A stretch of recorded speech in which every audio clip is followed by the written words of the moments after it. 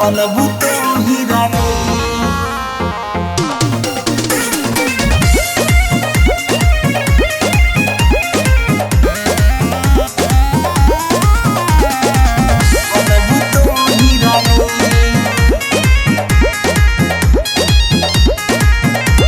झूठा हूँ के असर धरावेला, भोले बाबा पे जलवा चढ़ावेला। का हो सुना अरे झूठा हूँ के असर धरावेला, भोले बाबा पे जलवा चढ़ावेला।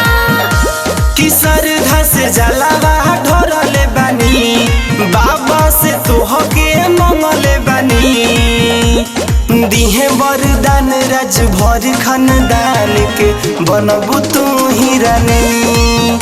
अरे दिहे वरदान राज भर खानदान के बनबू तू ही रानी।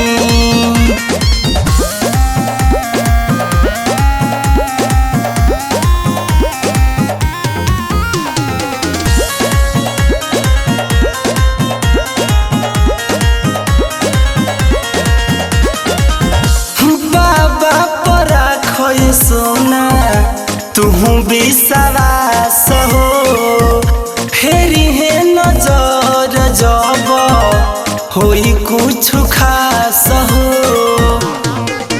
कोइल वादा न जो दिन भइबा हो, अरे बाद में ए जान पछताइबा हो।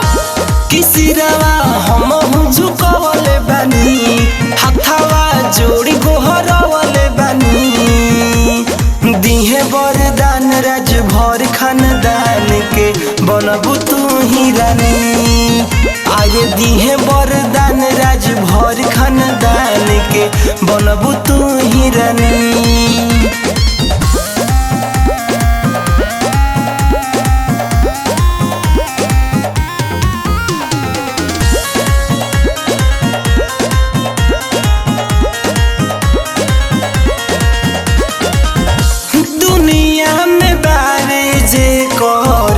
नमवा हो चलत कैसे के करी दोसरा के बोल गलत।